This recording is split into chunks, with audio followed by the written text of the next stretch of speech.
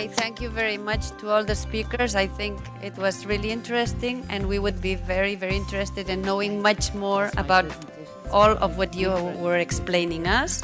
We can open the debate.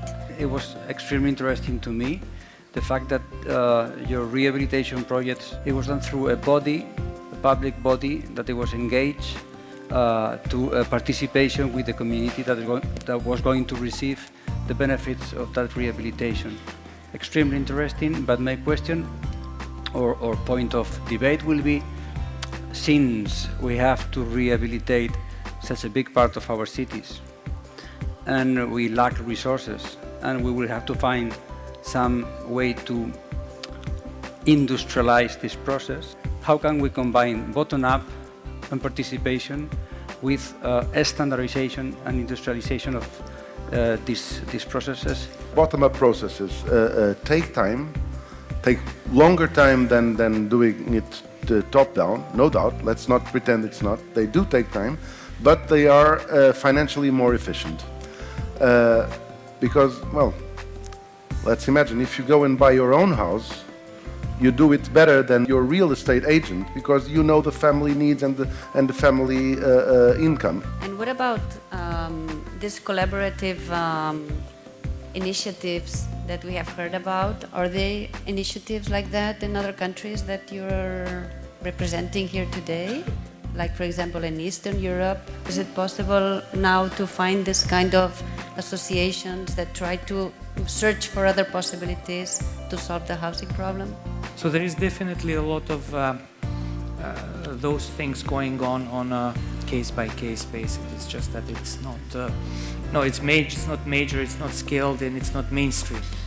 Mm-hmm. It's not mainstream that, I don't know, the social department and the energy department and the infrastructure department and the housing department, people work together in the same project. Timing and scale are very important issues in this game. And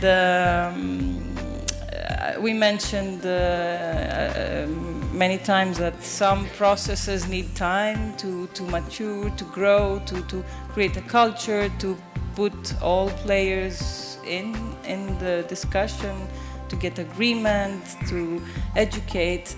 So, and market is going fast. So I don't know how you can cope with that. You think that in order to control prices, you would have to own 50% of the stock? The situation in cities like Vienna is that they have 1/3 of the offer is public, 1/3 of the offer is private with limited profit orientation, and only 1/3 of the offer is the market. Cities like Lisbon, Barcelona or Athens, we are suffering the pressure of funds, touristification, gentrification and so on. So we need money to rehabilitate and to keep prices as social and affordable as possible, and we have to connect that ton of money with projects that they have to be at the same time energy efficient and socially orientated, and that's not easy. Which other tools do we have to retain public investment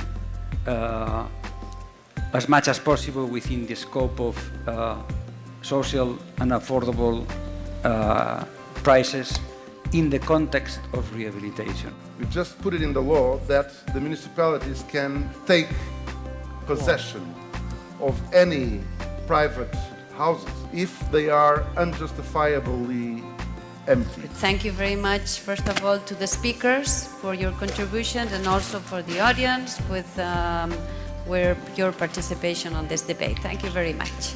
You should come to